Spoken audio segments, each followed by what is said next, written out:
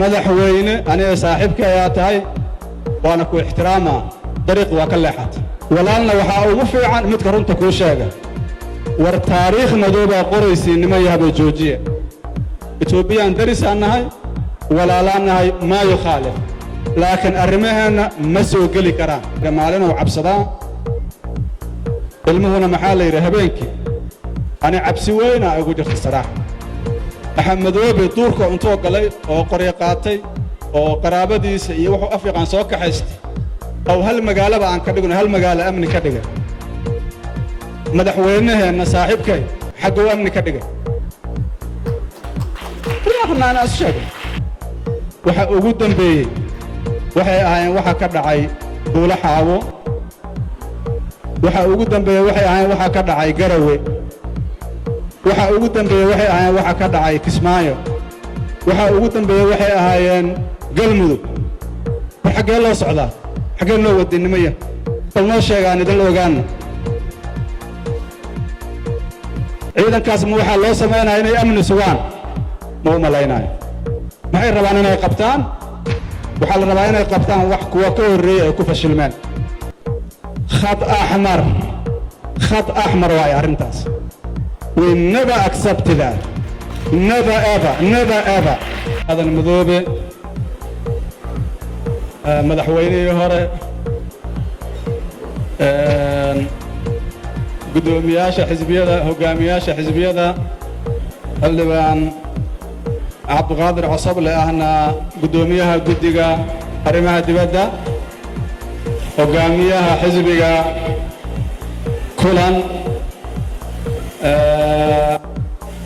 xogeyaha xisbiga horusocod gudoomiyaha xisbiga himilo dhammaan madaxda xisbiyada kala duwan ku bahowday himilo qaran ama kuwa martida noo ah xildhibaanada labada aqal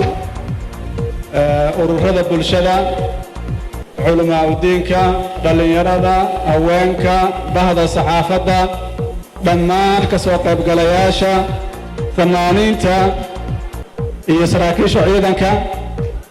waxaan ku salaamaa salaanta islaamka assalaamu calaykum waraxmatullaahi wabarakaatu intaas kadib waxay ii tahay fursad weyn inaan ka soo qayb galo xafladdan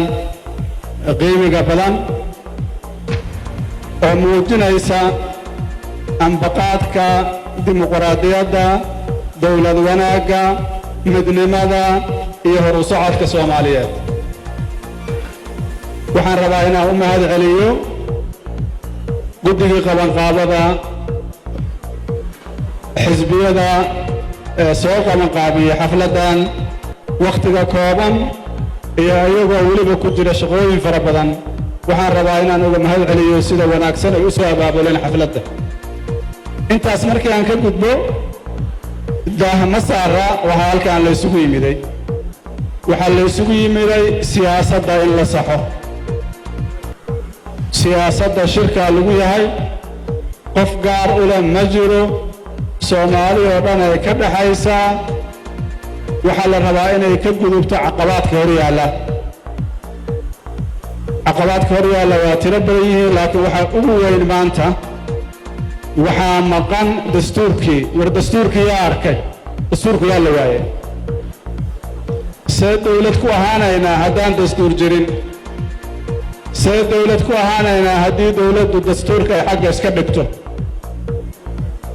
dawladnimo waxaa asaas u ah dastuurka la ilaaliyo cillado badan waa ku jiraan waa hubaa laakiin sidii saaxiibada iga horreeyey ay sheegeen inta ku taalla oo la isku waafaqsan yahay aniga aragtidayda buuggaan yar waa midka dawladnimadeena asal u ah isagaan ku wada joognaa isagaan isku doorannaa isagaa dawladnimadeena asal u ah waxaan rabnaa dawladdu inay nagu hor kacdo kan in la ixtiraamo wax kale ma jiraan warka oo dhan waa soo koobnay dawladdu waxaan rabnaa markay tilaab qaadayso kan inay fiiriso war maxaa iigu yaalla horta waa ilaahay mahadiis inaan awood u helnay inaan isu nimaado fadliga ilaahay ku naqatay intaanu ma ballansanayn dan la'aanu ma hayso laakiin welwel soomaalinimo iyo dowladnimo u yimaadeen waa ku mahadsantihiin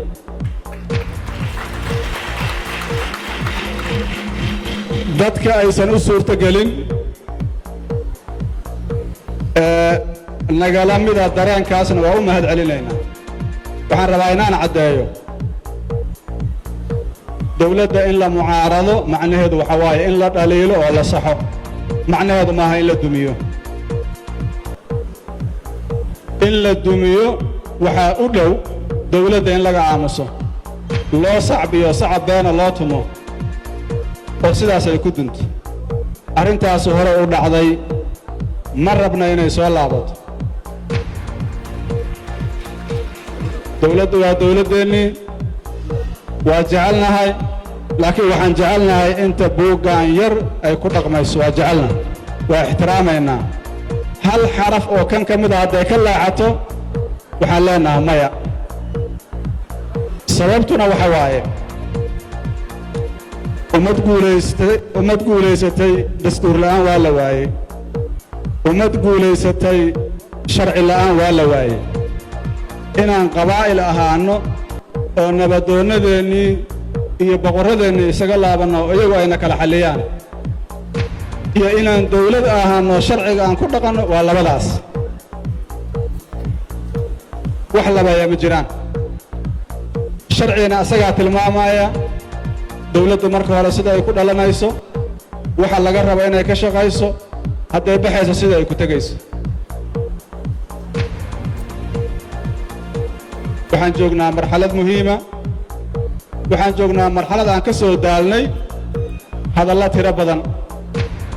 waxaan joognaa marxalad aan ka soo daalnay ballamo tiro badan waxaan joognaa marxalad aan ka soo daalnay handadaad aan macno samaynaynin dawladda waxaa laga rabaa inay samayso muwaadinka sharafkiisa inay ilaaliso mas-uuliyaadka dawladda kaas waay waxaa laydiin sheegay madashaani waxay u taagan tahay ilaalinta dastuurka sarraynta sharciga meelmarinta sharciga dhowrista xuquuqda muwaadinka taasay u taagan tahay intaas qof caqliga miyaa diidi kara intaas qof caqliga miyaa diidi kara waxay u taagan tahay midnimada ma ilaalin kartid haddaan sharci jirin haddaan sharciga la ilaalin xuquuqda iyo xurriyaadka muwaadinka soomaaliga maalinba warba waa curdo shabaabku waa ku takrifalaan dawladdu waa ku takrifashaa guryaha dhexdoodana waa lagula takrifalaa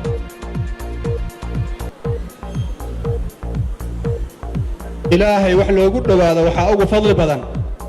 kalimatu xaqin cinda sulطaanin jaa'ir kalimatu xaqin cinda sulطaanin jaa'ir maanta waa maalinteedii wixii dhacan ka xunahay laakiin ma rabna inay soo laabtaan waxa la filaayay oo dawladnimada laga filaayay inay maanta joogto waxay ahayd magaaladu inay amni ahaato dadku xur inay ahaadaan dhaqaaluhu kor inuu kaco waxbarashadu inay horumar samayso waxaa la sugaaya wax tiro badan waxaa laga yaabaa dawladdu waxyaaba ay ku fiican tahay inay jiraan inay aniga ishayda qabanin waa dhici karta laakiin waxa muhiimka wax waaye waxa la wada arkaayo odayaasha halkan fadhiyo qof ka mida wuxuu ugu yidhi baabuurkayga muddo hore ay ugu dambaysay maxaa dhacay meel lagu wadaba ma jirto amnina lama sugin oo maalin walba dadka waa la dilaa ummaddiina waa la cadaabay waa la kadeeday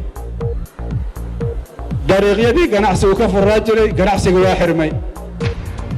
dawladdu waxay tidhi dhaqaalihii kora u kacay oo see kor u kacaa ma warshado cusubaa la keenay ma beeraha wax badan ka soo baxeen ma jidad cusubaa la sameeyo oo ganacsigiia dhaqdhaqaaq sameeyey maxaa soo kordhay dadki markii la waraysto waxay dhaheen waa khasaarnay dukaamanka waa xirnay waxaan la soconnaa dad badan magaalada inay ka guureen ahaawa dhaqaalaha marka qofka meel walba inaad ku cariiriso oo aad tidhaha dawladaan ku ahay macno ma samaynayso. dowladnimadu waa service, waa adeeg, waa khidmo. waxaad dowlad u tahay dadka inaad ugu adeegtid, taasaa u joogtaa meesha. waxa lagu doorto waa intaas. mararka qaar waxaa isaga kaayna darsan dowladda iyo shacabka yaa weyn. horta shacabkaa weyn. dowladdu waa khaadim wakhti leh. wakhtiga haddii la gaaro waxaa rabaa inuu soo istaago. intaanaan qabtay, intaan waa iga maqantaa, war iigu dara. waa laga oggolaaday, waa joogaa. waa laga diiday, tafadal dhabarka naxij. marka haddii hadda u malay maayo khibrad la'aan inayna hayso, aqoon la'aan inayna hayso. uma malaynaayo waxa loo fadhiya inay yihiin hadda in dad kooban waxay rabaan qaranka ka sameeyaan. aadaan uga xunnahay waxa ka dhacaya magaalada muqdisho oo caburin ah, oo cadaadis ah, oo sharci ku-tumasho ah. sidaas oo kale waxaan ka xunnahay magaalooyinka Soomaaliya dhibaatooyinka iyo faragelinta iyo cabashada tirada badan oo lagu hayo. aadaan uga xunnahay. waxa ugu dambeeyey waxay ahaayeen waxa ka dhacay Buula Xaawo. waxa ugu dambeeyey waxay ahaayeen waxa ka dhacay Garawe. waxa ugu dambeeyey waxay ahaayeen waxa ka dhacay Kismaayo. waxa ugu dambeeyey waxay ahaayeen Galmudug. war xaggee loo socdaa? xaggee loo wadinimaya? bal noo sheegaan idin ogaana. ani waxay ugu muuqataa arrintan arrin laga aamusi kara ma aha. dadkan qof aan hawl lahayn kuma jirto,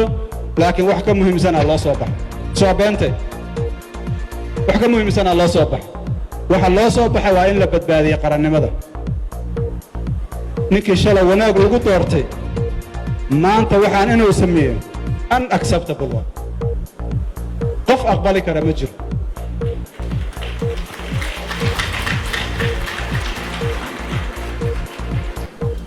dadkan Soomaaliyeed waxay u bisal yihiin Soomaalinimo, waxay u bisal yihiin dowladnimo. ani xoolo ma rabo, dhaqaale ma rabo, wax laygu gadaayo ma jiraan. waxaan kaa rabaa sharciga inaad u soo laabato. ma lagaa heli karaa intaas? ma lagaa heli karaa intaas? madaxweynuhu wax lagu hal qabsado waa ka xun yahay, waa ka weyn yahay. laakiin dadka kale ma aqaano la shaqeeya aniga. marka asaga inaan ku hal qabsado waa ku qasbana.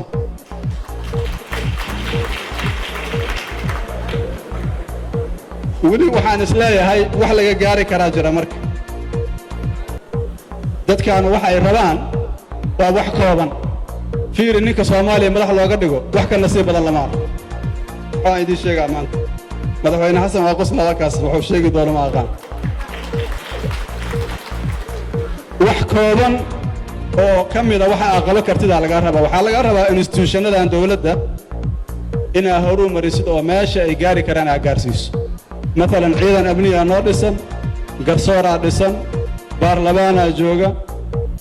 hay-ado fulin oo kalaa jooga. waxaa laga rabaa inaad sii naashto oo sii qurxiso. kuma laha kaala hadda jidad noo dhis, kaala isbitaalla noo dhis, kaala dugsiya noo dhis. magaaladan hadda dowladda maxaa laga rabay? amniga kaliya inay wax ka qabato. waxa kaloo dhan xagga iska dhig. 3 sano kadib magaalada oo amni ah waxay ku hadlaan aan heli lahayn. bal ilaaha idinku dhaariya dowladdu maxay ku guulaysataa hadda? مالك يقول استبتغاني ما جرت بين ما شيءنا تكتب عن شباب عن شرطك قاعدة وضياشة ماشي فضية هي قبلها تلفون الله صوتها سوش بشعلك سوش بالعقد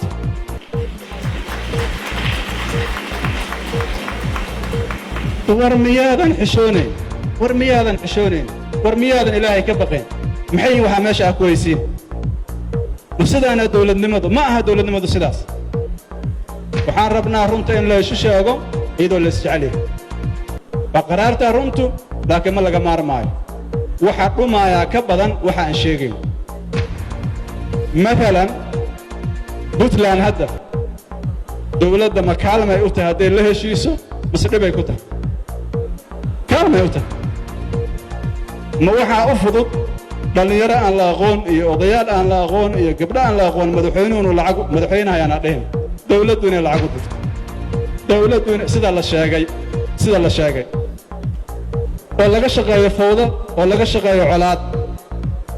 mise waxaa fiican waryaa daniyow soo fadhiiso balaan wada hadalno oo hawsha inta iska xalliya asaga iyo daniyo wada socda tay ummaddu hor fadhiistan ay yidhaahdaan waxaan samaynaynaa tee fudud bilaahi calaykum waa la yaqaanaa midda fudud madaxweyne xasan waa kan waa joogaa sanadkan bilowgiisa shirkii Garowe juhdi waxaan ku bixinnay dowlad goboleedyada iyo madaxweynuhu inay isfahmaan maryahaan u tuurannay waa sharfan yihiin si sharaf leh nooga aqbaleen si dadnimo leh noola hadleen madaxweynuhu wuxuu dhabarkayga saaran tahay anaa dhammaystiraya waa ka fasaxantihiin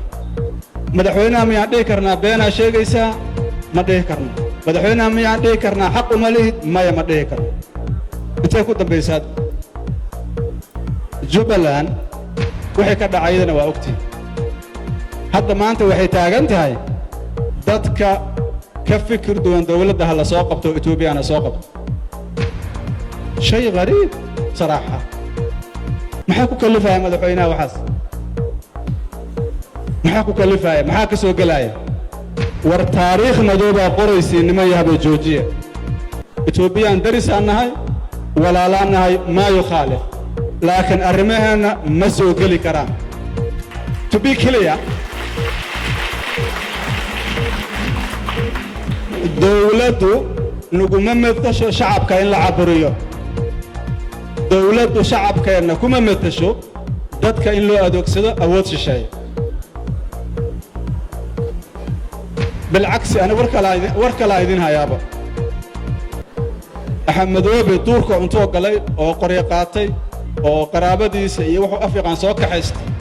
أو هالمقالة عن كدقنا هالمقالة أمني كدقنا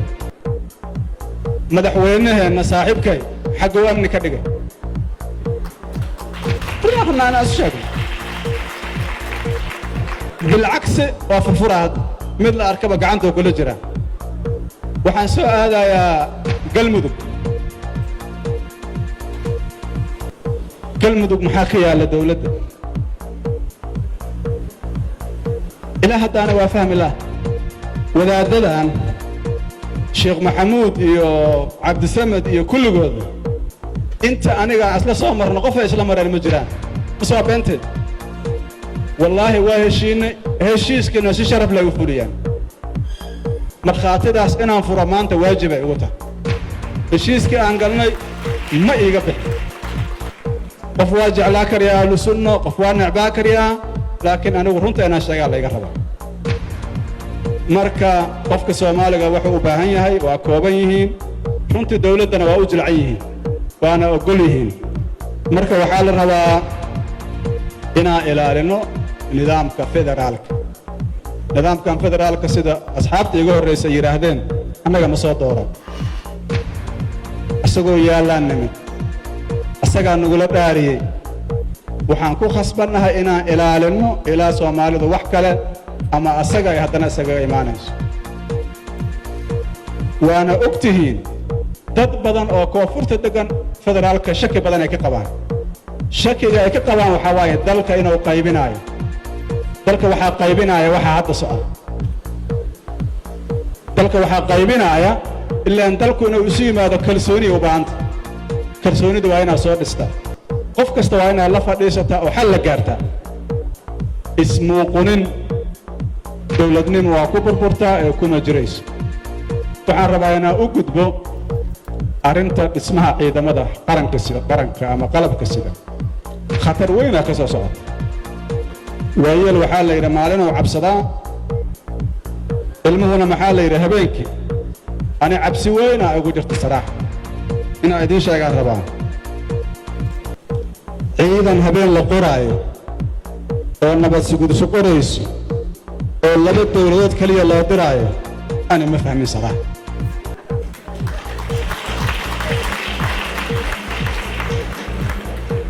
أنا مالك أنا وحقرتي عيداً كوحلة رجو على قرجرة رجنا سو قارتين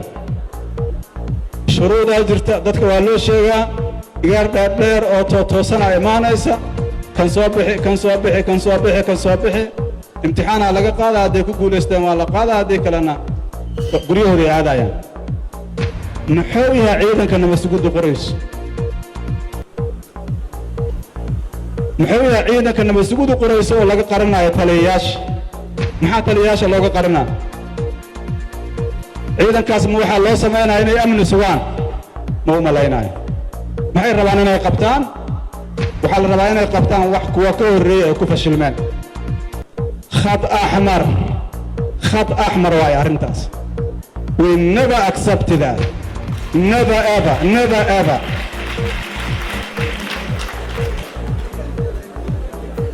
ciidan wuxuu leeyahay sharci sida loo samaynayo processkiisa annaga waxaan rabnaa kan inay wax kasta raacaan ciidan gaara oo loo samaysanayo in dad lagu dhibaateeyo lan naqbal walan naqbal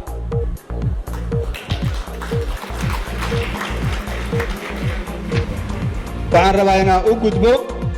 arrimaha doorashooyinka dalkan aniga waxaan aaminsanahay ku qanacsanahay 4 sano qof walba inuu nasiibkiisa baroobeeyo shaqeeyo wuxuu qaba kara qabto 4 sano markay dhammaato doorasho xura oo xalaala oo loo siman yahay sameeyo hadduu guulaysto lala shaqeeyo hadduu guulayso waayana aayar oo u baxo ani hadda 6 sano ka maqanaa Soomaaliya madaxtooyada maxaa iga halaabo iga jeedin wax iga halaabo lama mas'uuliyadda ayadaa shidaa ayadaa dhiba dal aan dhaqaale lahayn oo hay'adihi jilcan yihiin oo qof walba qaylinaya maxaa ugu soo cararaysa waxa ugu soo carartay lama Allahumma inaad leedahay war waxbaad ka qaban kartaa Allahumma inaad leedahay waxbaad ka qaban kartaa marka waxaan leeyahay madaxweynahayga saaxiibkay Soomaalidu waa ku sharfeen waa dad fiican qayladu waa isgaartay dacwadaada anaa la haystaa aniga adigana heshiis maaha bal maxaan sameynaa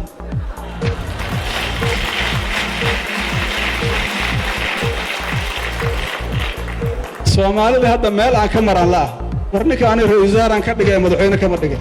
mana dhageysanayaan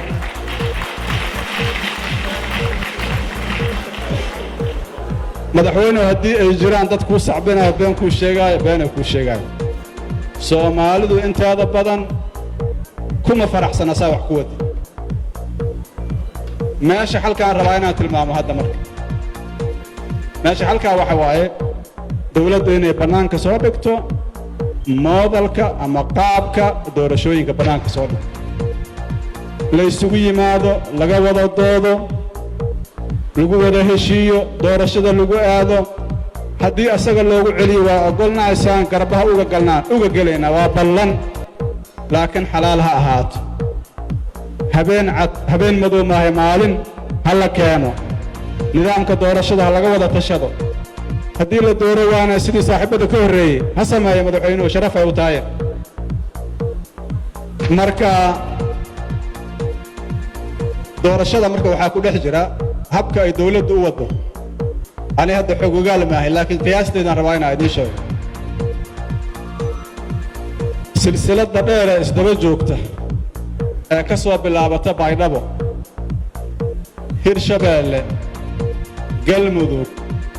meesha la yiraahdo Jubbaland iyo Puntland waxay muujinayaan dawladdu inay diyaar garoobayso dadka jooga inay xoog ku daadiso dad cusub oo xoogaga wadaniyiinta ah mise waa ka yareeyaa meeshaas dad dawladda xiriir fiican la leh oo waxay rabaan ka shaqeeya inay meesha keenaan taas doorasho ma noqonaysaa marka ma noqonayso doorasho taas waxaan qabaa in la joojiyo dalkan dhib uma noqdo maanta hadday dawladdu shaqadeeda qabsan lahayd annaga wax kale oo dalka horumar aan ku mashquulsanaa lahayn laakiin hadda maanta maxaan ku mashquulsannahay hal qadiyo oo ah doorashada habkay u dhacayso bannaanka la soo dhigo xanta hadda suuqa taalla waxa waaye waxaa laga shaqaynayaa muddo kororsi oo maxaa qabatay haddaa muddo rabta inaad kororsatay maxaase qabanaysaa waxaa la yidhaa yaanan maahmaayadaas sheegin haddaadan wax qaban na doorashada inaad gashaa kuu fiican haddaa qabatana waxaa kuu fiican inaad qabatida wakhtigeeda ku qabato marka corruptionka ma aha kaliya lacag inaad bixiso meesha aan raba inaan iftiimiyo halkaas waay korrubshanka waxaa ka mid ah inaad tidhaahdo dadka hadda maamul goboleedyada jooga lacagaan isticmaalaa meesha waa ka xaaqaa dowlado shisheeyaan isticmaalaa waa ka qaadaa meesha kuwo kaloo ani ii shaqaynayaan geysanaa ayagaa xildhibaanada ii soo xuraaya kuwaasaa ama ii kordhinaaya ama ii dooranaayo walila fahmaanu maleeha arrintaas marka waa kayru maqbuul waa arrin aan akhlaaq ahayn waa arrin ka soo horjeeda sharciga iyo dastuurka annagana sidaanaba soomaali haddaan nahay waxaan rabnaa inaan isku baroobayno inaan naqanno dad sharciga ilaaliya maxaa yeelay cilladeenna koowaad sharciga ma ilaalino waxaan iskula xihannahay waa sharciga inaan dhowrnaan rabnaa marka sharciga hadday madaxdu dhowri weyso shacabkuna ka aamuso meesha waa ka baxa marka annaga hadda dowrkeennu waxaa waa inaanan ka aamusin ku tumashada sharciga waxaan rabaa inaan u gudbo qodob muhiima asagana xuquuqda iyo xurriyaadka muwaadinka soomaaliya waxay ka mid tahay waxyaabaha madasha aan u taagan tahay xuquuqda muwaadinka soomaaliyeed ani waxaan aaminsanaha asagana waa khad axmar aakhar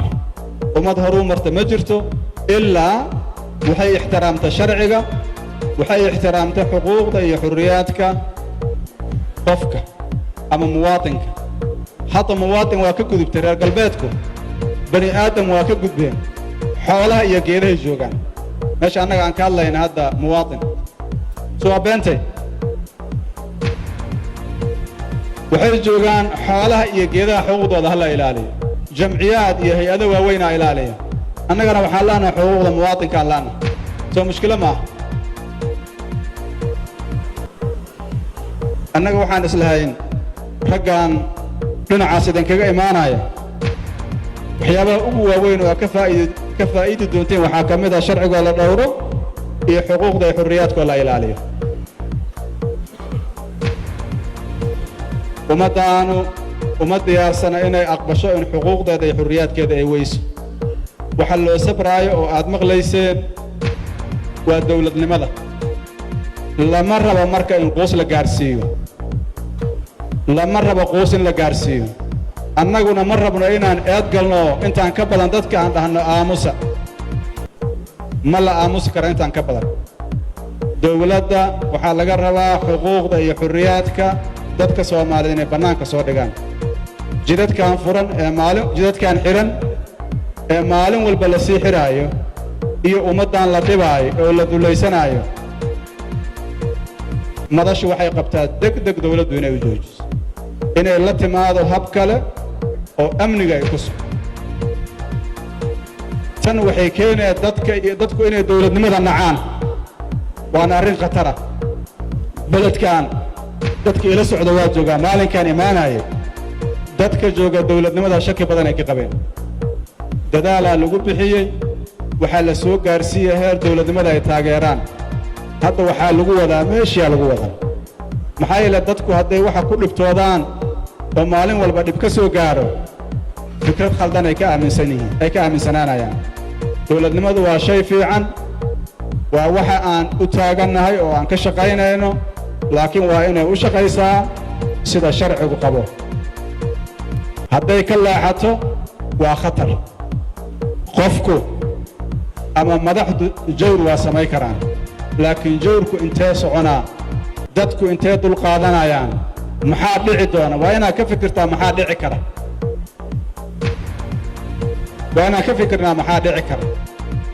dawladda waxaan rabnaa meel walba waatan gacanta gelinaysee gacmaha soo celiso gobollada ha ka soo celiso dhagxaantan dhagax amni ma sugayo jidadka ha ka qaado ummaddan la cadaadinayo ha la joojiyo waxaan rabnaa dawladda xooggeeda in loo joojiyo la dagaalanka al-shabaab in loo jeediyaan rabnaa al-shabaab maalinna la iskuma mashquulin beledkaana la isla degan yahay waa laba dawlo kana canshuurow ka qaadaa kana canshuurow ka qaadaa وأرين خطر أرنتاس دولة إنه أقولاته دكتة إن عشرة لقى قاضو أي لفت هذا شرع والغوت انتهى محايل الدولة إنه تراد وأرجع حسه ولا درينا هذانا أيجو أك عشرة لقى قاضو كان عساتها أو أكون اللي يغان يكون عان أو ضد اللي يغان إمامول عيان أرنتاس دستور وخلاف سنت أرنتاس الدولة نمد وكسر ورجيتها أرن لقى مسكرنا معه مركاني وحنا من سنة هاي حق دولة ما يرى هذا لكن ما الخلطنا وكسر هذا الشباب لجماعة كان وينين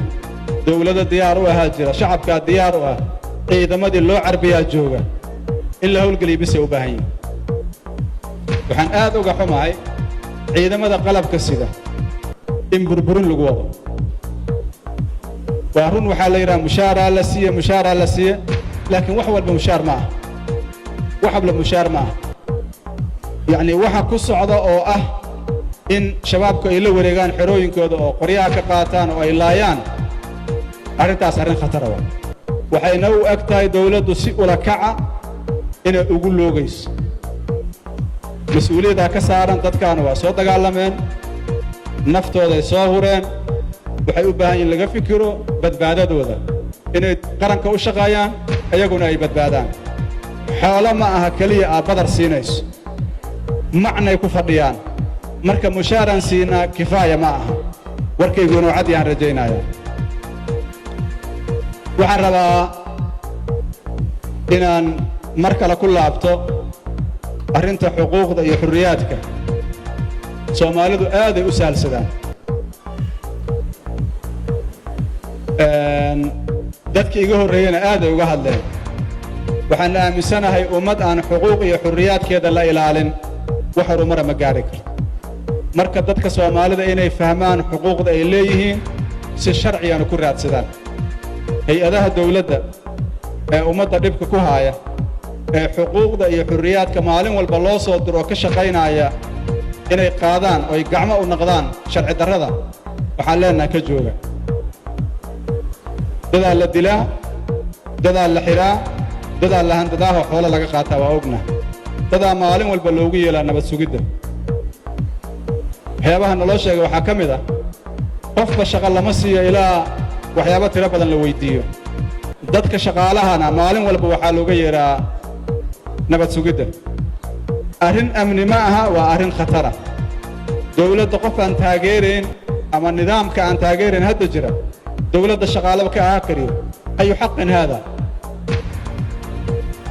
dawladda waxaa ka mid ah qof dhaliili karo ra'yi leh حق مالها مركز دولة إنه ترى إما دليل كرت داي دليل شنا كبح هبك الشغل اللي قالوا إيه هبك الشغل اللي قبحه كان ينوبي عليه مركز وحنا رأينا الله إذا ماذا يسراكيش اللي هو هذا يقصده شرعي قال له قبريه كم عارفين يسأل أنت أسمع هذا دونه يقدرت شرعي بس وحي وافق سنة قبكرتا كتلاقل هذا ديالي ويسو ما أنت إن قبتها محكمة على الوزارة كتلاقل